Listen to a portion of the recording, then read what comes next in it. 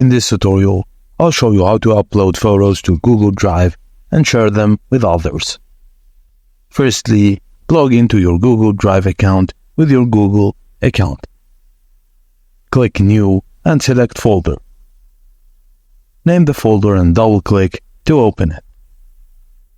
Click New again and select File Upload. Choose and upload your photos. Right-click on the folder and select Get Shareable Link, and turn on link sharing if it's off. Next, click on Sharing Settings and choose whether others can view or edit the files, and then copy the link. And when you're done, you can share the link with anyone via email or message by clicking Share the link or copy it. And that's it. You've now uploaded and shared your photos on Google Drive.